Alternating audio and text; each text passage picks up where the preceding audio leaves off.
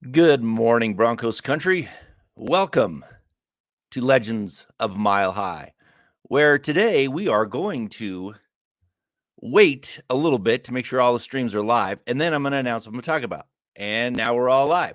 All right. So today we are going to discuss 4 keys that fans should watch for at training camp because training camp is 3 weeks away. We are almost here, and it is almost time for the fans to witness actual football. I know it's not games. I know we're not going to be watching them in regular season yet, but you can make it out to training camp.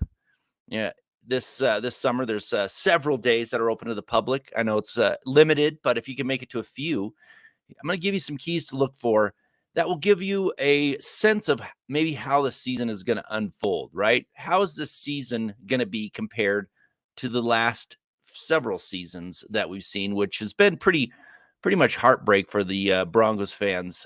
Pretty much disgusting to watch the product that's been out on the field. So this year, hopefully it's going to be different. You got a different coach, someone who has a proven track record of winning games and actually championships. So Sean Payton is in the house. We'll see what's different, but there's training camp is where the foundation is built really. So when you're out there watching the game, watching the practice, there's several things that we really look for to see, and also the team. The team will hopefully put these things together as well. And many people have talked about it. Many players have talked about these things and what's really solid about the team. And the first thing, really, before I jump into the chat and see who's here, I'll just give you the first one, and it seems pretty pretty obvious, but there's certain things you have to look for, and that's team camaraderie, right?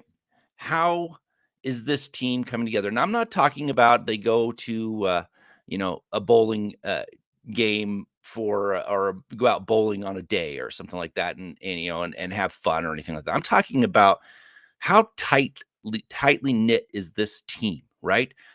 How are they faring together under the heat, under those hot, sweltering days? How are they, you know, how are they backing each other up, right? Think about your close knit friends or your team at work that performs really well. Think about that along those lines. What is the camaraderie? How closely knit is this team? Are they flying off at the handle constantly? Are they breaking down right during position drills, or are they rooting for each other? Are they really going out there and helping each other out, having each other's back? Are they performing in sync? That's what you have to look for. Are they kind of in sync with each other? Now, obviously, tempers are going to flare. There's going to be fights, but if they're happening constantly, then that's a sign that something's not right, right? If every day they're out there, throwing punches at each other, things like that, that means it's kind of broke down. But really pay close attention to, are they celebrating, some things that wouldn't normally be celebrated? Somebody makes a decent play. Is that rest of the team out there really showing them that love for a great play and things like that? Last year you could see quickly how fast that team camaraderie eroded when the regular season came around. I mean, we were barely into the season, and you have players getting upset, slamming their helmets on in the end zone because Russell Wilson didn't see him coming open. Things like that. You can tell it erodes quickly, but and it's hard to tell. It's really kind of tough to tell in training camp how that really goes. But I think you'll be able to see it more this year because Sean Payton is going to be running a different camp, and there's going to be times when the team has to come together because they're going to be out there working hard. So that's the first thing you really need to look for is this going to be a team? Is it closely knit? Do they care about each other? Are they going to go out there and work hard for each other? So that's number one. Now let's check out the chat, see who's here this morning. We got Jeremy Sean coming into the house saying, "Good morning, Thomas. I can't believe training camp is right around the corner." Yeah, it's 3 weeks away. 3 weeks away today. And it's, man, I'm looking forward to it. I'm going to be out there. Jeremy, if you're going to be out there, stop by, say hi. I'll be out there for a few days starting August 1st. So I'm looking forward to it. I can't wait. Also, Luke Patterson's going to be out there. My co-host on Wednesday night, he's going to be out there the entire time. So get some good information, and I'll be looking for these things that I'm talking about now, and I'll try and report out on them from my perspective. And if you guys see something else, definitely let's discuss it. So this is going to be fun. I'm looking forward to it. And Michael Ronquillo, the legend, coming in with Facebook stars. Thank you for coming in with the support this morning, Michael. Really appreciate it. He's saying, good morning, Thomas, on Legends of Mile High. Go Broncos and Buckham. Yeah, and Michael's got that Buckham shirt. So, definitely go check out the merch store at Mile High Huddle to get your own Buckham shirt, because I think people are going to be happy to be wearing those this year. I think it's going to be a much different year. And we got Dom coming in, also saying, good morning, Thomas, Scott, and Broncos country. I hope no one gets hurt in camp, in this hardcore old school camp. These boys need it. Yeah, Dom, you're exactly right. The injuries are the worst that can happen, especially early on. Seeing people, players go down who are going to, be integral parts of the team early. That's tough to take. So health is going to be a big deal. Hopefully they stay healthy. Hopefully the changes that they made to the that strength and conditioning, how they went about going out and working hard to get in condition instead of just working on plays early in mini camp, bringing in Bo Lowry. Hopefully all that stuff helps, but there are going to be some injuries. Hopefully they're not serious. And hopefully anybody that does get hurt, it doesn't linger into the season. So yeah, but I'm excited. I think it's going to be a much different camp than we're used to, for sure. Sean Payton has run a camp for many years, and it's shown to be successful with his teams in New Orleans. So I think it's going to be a welcome change for sure. So thank you, Don, for coming in. I appreciate it. And announcement. So next Friday, we got the media legend Gil Whiteley is going to be on the show from the radio show Whiteley So, and it's been in the Denver area reporting for years. He's got a lot of great stories when it comes to the legends of Mile High. We'll talk a little bit about past Broncos and his take on training camp and the upcoming season, among other things. So be sure to tune in to see Gil Whiteley on this show next Friday at the same time. So that's going to be fun. He's fun to talk to, and he's got a lot of knowledge. So please join in and check that out. So next week, appreciate it. So number two, second thing that you need to really look for when you're out there at camp, and that's how are the players handling the mental grind. Now, I know football is a physical game. The physical grind is something that wears everybody out. But really, how are they performing mentally, right? I mean, are they, at week 3 of camp, are they still making a bunch of mistakes? Or are they making the same mistakes over and over again? I mean, that's a sign that they can't handle the mental grind, right? They're kind of wearing out mentally. They aren't able to execute the plays well. They aren't able to go out there and remember the things that they've been taught when they messed up previously. Really go look out and see how they're taking care of business, right? If they can't get that mental part, it's going to be a long season, right? It's going to be a very long season. And I think it's important to point that out, even though it's a physical game, right? The mental part of this game is huge. I mean, last year, when you're out there, at the games or you're watching from TV, you could see there was tons of mental mistakes early on.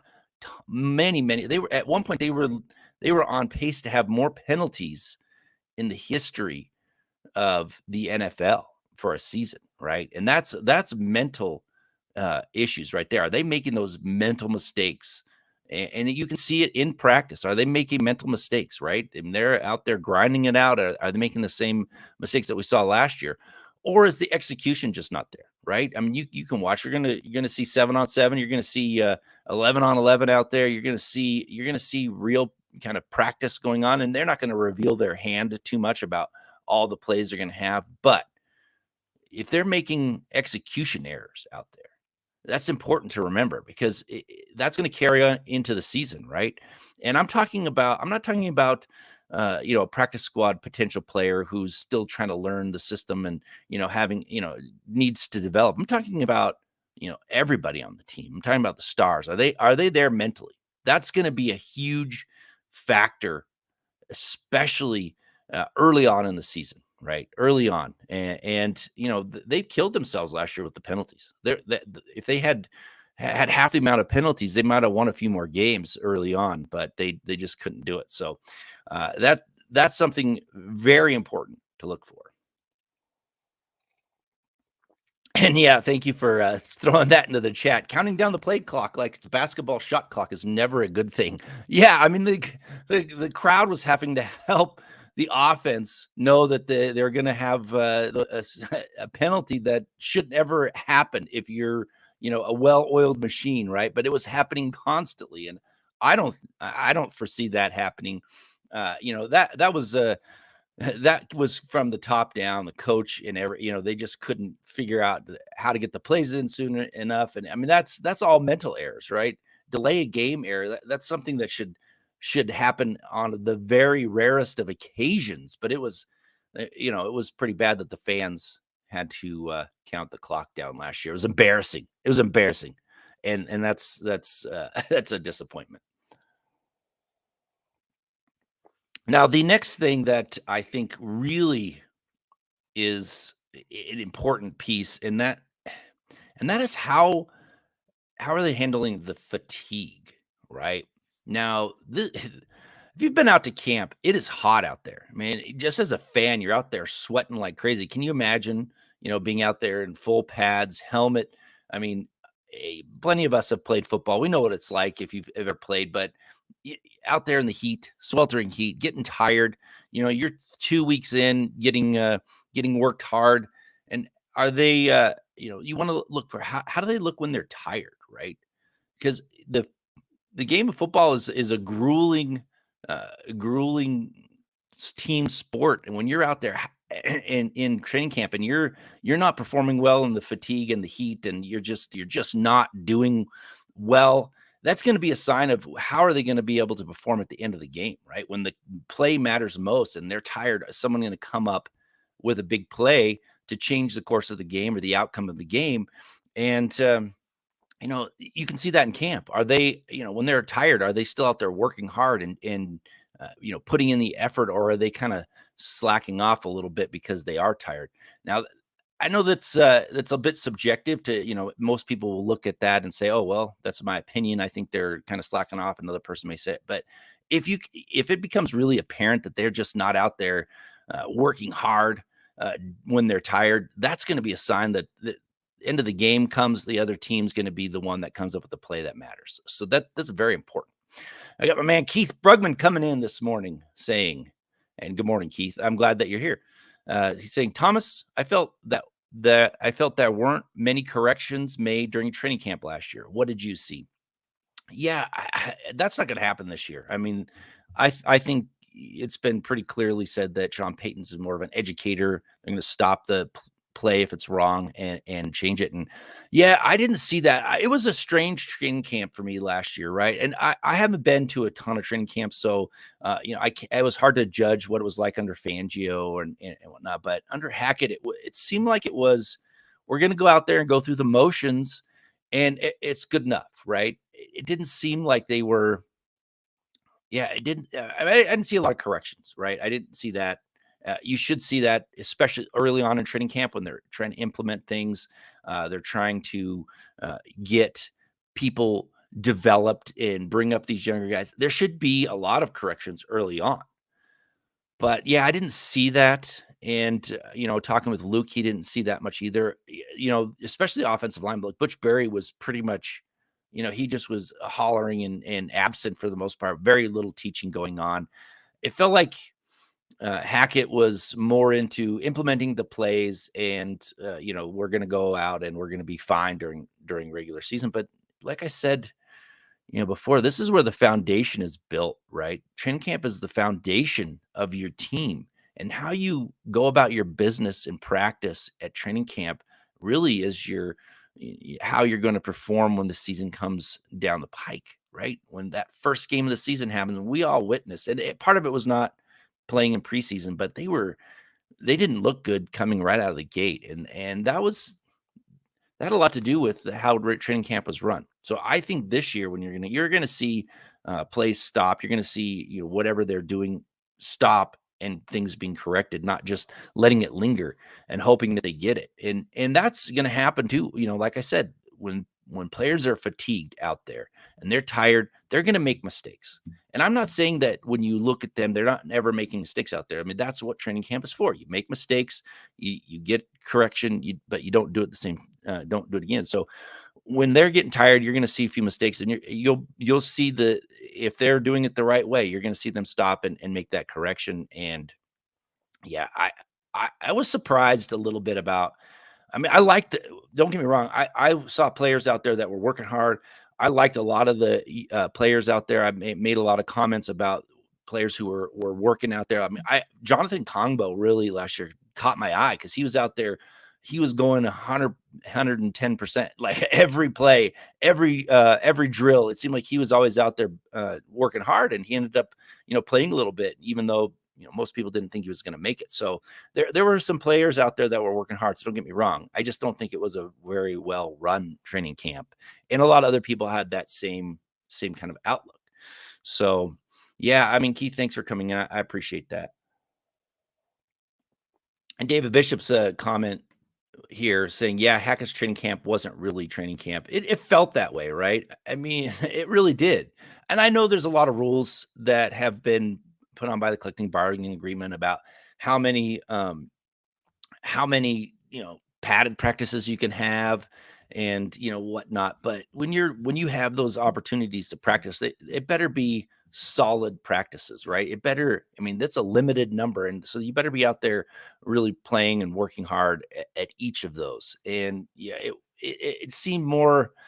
It seemed like they were just out there to have some fun and get a few things implemented. So, but yeah, I don't want to downplay it too much. It wasn't like they were just out there, doing jumping jacks and then going back into the into the training center or anything. I mean, they were out there working. It was hot, but it just didn't have that same feel, right? It didn't have that professional feel to it as much as I'd hoped. So.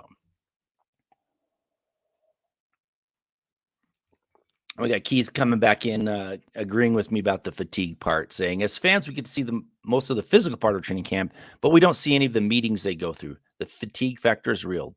Thanks, Thomas. Yeah, that's the thing. Number 2 on the list. How are they going through? How are they handling the mental grind? And that's a lot of stuff we won't see. Right? We don't see them in the meetings. We don't see them going through the playbooks. We don't see them, thinking mentally, going through mental reps and things like that. But we will see the mistakes that happen, and if they're the same ones over and over again, you can kind of judge how it's going. I don't foresee that happening, right? I think you're going to see a better team, a better close knit team under Sean Payton because he knows how to do it, right? He's been there before, so it's not a lot of inexperience or pretending to be hard nosed. Like Fangio seemed like he had this. I'm gonna make sure everybody is a well-oiled machine because I'm old school, but he couldn't make it happen on the field. So he talked a good game, but it didn't come out on the field as well. So I think that you're going to see something different this year. But yeah, thank you, Keith, for coming with that comment. Yeah, and now the fourth key that I'm going to throw out here, and it's kind of, I would almost say it's like 3B, right? It's kind of part of that mental fatigue, but it's not always due to when they're tired, but it really comes out when they're tired. And that's, are they getting quality reps in, right? Are the reps quality? Especially when you're tired. When these players are out there tired, are they still out there? Are they going through the motions and kind of getting it? Or are they really getting it correct? I mean, the dog days of summer, it's a sweltering heat out there. And are they still a well-oiled machine when they're tired? That's what you got to look for, right? At the end of practice, are they still out there? Is the offense out there executing well? right? Or is the defensive mate coming up with the play? That's what you really have to look for. It's extremely important, especially when they're tired, that they're getting quality reps in. Because like I said before, at the end of the day, who's going to come up with that play at the end of the game when it matters most? And if they can do that in training camp when they're tired, they can do it in the game also when they're tired. So that's something to look for. Quality reps. Are you seeing quality reps, especially when they're fatigued? That's going to be key. That's important to see because that's going to play out big time in the in the regular season. Michael Rocchio coming back in with some more support with Facebook Stars. Man, I really appreciate it. Thank you so much. You're a legend, of course, at Mile High Huddle. He's saying, asking the question, which Broncos offensive player has to step up for the Broncos during training camp? Well, I mean, the obvious one is Russell Wilson, right? The quarterback, as we know, has to be the leader of the team. He has to execute the offense. It's the most important position on the field in any sport, really. And so it's really, I mean, it has to be Russell Wilson. He's got to be out there leading by example, working hard when he's tired out there, making sure that all the execution is correct. And if the execution isn't correct, it shouldn't be up to just the coach. Russell Wilson should be out there correcting people and making sure that's right.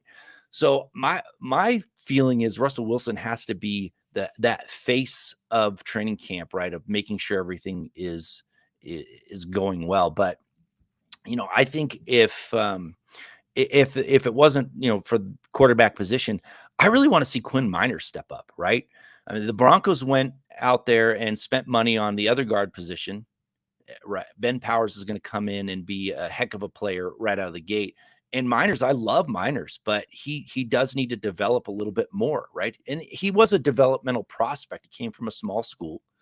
So you have to understand that, he needed to develop a little bit, but he's still been playing pretty solid. But I think his game needs to take that next step. And the reason why I say that is not just because he needs to be better for himself.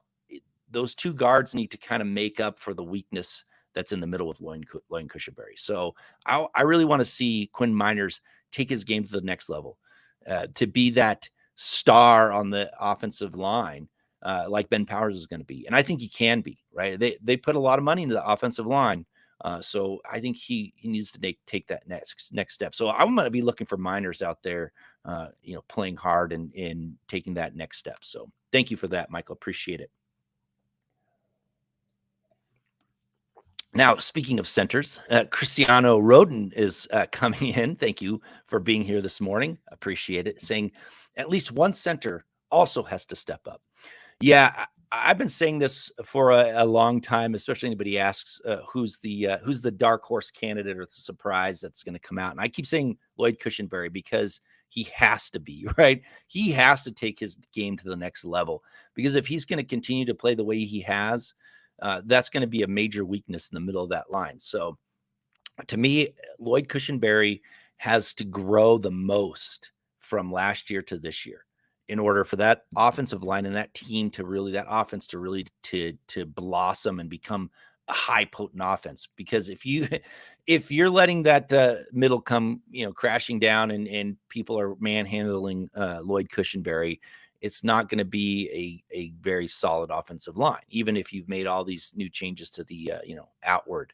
The middle is important. So, yeah, I think he's going to, right. I think the coaches have shown confidence in him. They liked what he saw, what they've seen, somewhere along the line with Cushenberry. They didn't go out and make any big moves at the center position. I know they went out and got Kyle Fuller on a 1-year deal but he's going to be that swing that can play guard and center backup. I think Cushenberry I've got my fingers crossed for him. I hope he makes that next step. I loved him coming out of college. I thought he was going to be a steal in the 3rd round, and it hasn't materialized. So I'm hoping that the coaches can really get the best out of Cushenberry. So, yeah. Michael is coming back in with another question, which Broncos defensive player has to step up during Broncos training camp.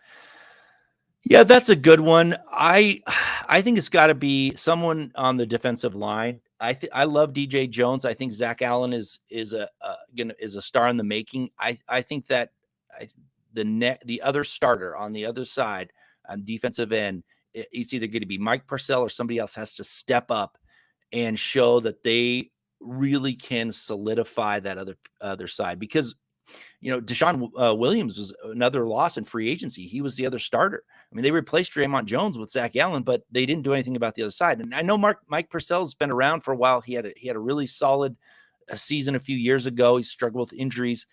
He's getting a little bit older.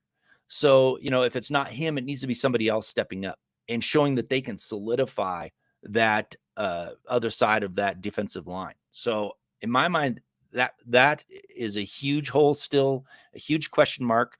I like Mike Purcell, but he has not performed at a high level compared to what he did a few years ago. If he can rekindle that form, I think that's great. But it's got to be somebody, and maybe it's one of the young guys, right? Maybe it's one of those young guys, Uwazurike. Maybe he'll step up and surprise people. I'm not sure, but somebody has to on that defensive line to solidify that other side.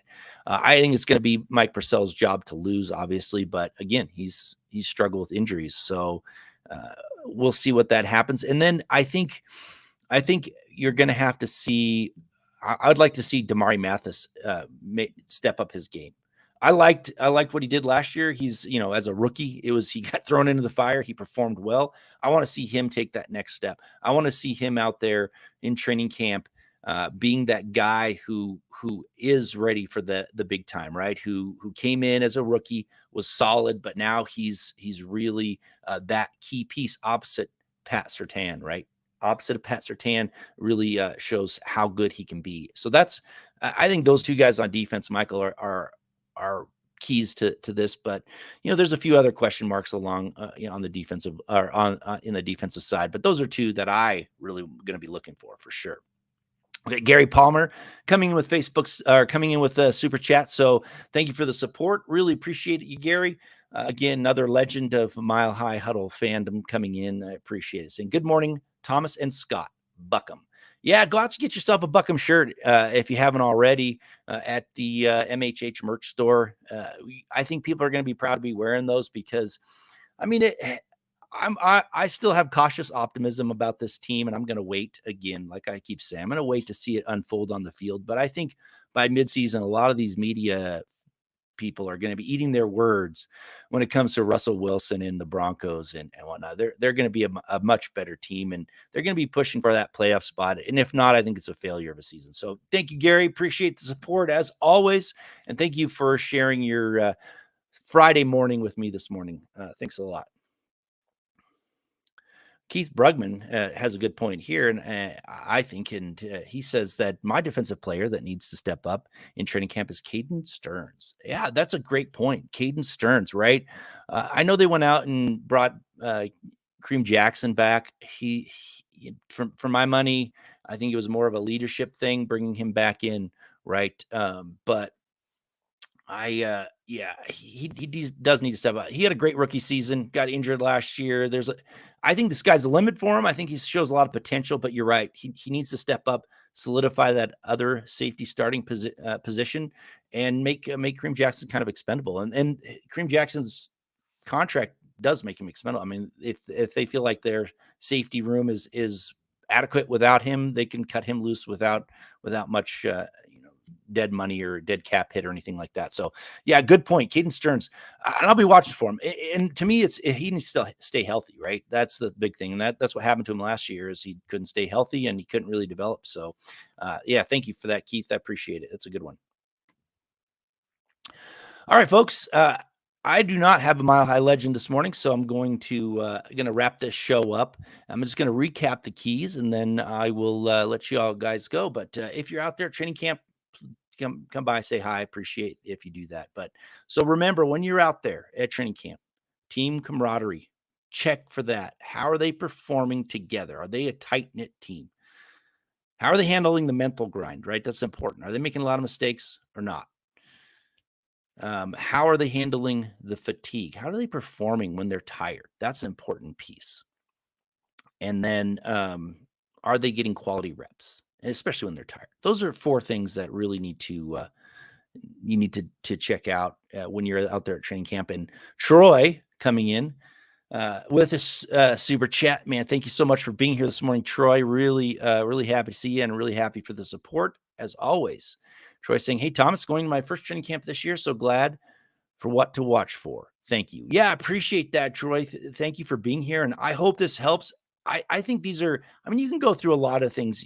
Obviously, the coaches are going to be looking for a lot of things. But to me, if they can hit these 4 things, you're going to see a better team come regular season. And that's from my perspective, my experience of watching and practicing and coaching. If you can handle these 4 things, you got a head start on the regular season. And obviously health is going to be huge, and hopefully that holds, but you can't watch for health, right? You can see people get injured and that's a bummer, but you can't go out there and make any judgments. But if a bunch of people are getting hurt, that's going to be a tough one. So Troy, thank you for coming in. I really, really appreciate it. And I want to grab this and say, to sign out of the show, Michael Ronquillo saying, great show today, Thomas, on Legends of Mile High. Go Broncos and Buckham. So thank you so much, Michael. Really appreciate you being here this morning. And as always, appreciate the support. Thank you guys for dropping that. Now, remember, next week, Gil Whiteley, media legend, going to be here on the show talking Broncos. And I'm sure he has some great training camp insight and he has some great stories about Broncos of the past. So I'm going to be asking him some questions, about some of the old Broncos and whatnot. So join in tomorrow. Regular time, 7 a.m. See Gil Whiteley. So thank you very much for being here this morning, and have a great day, Broncos fans.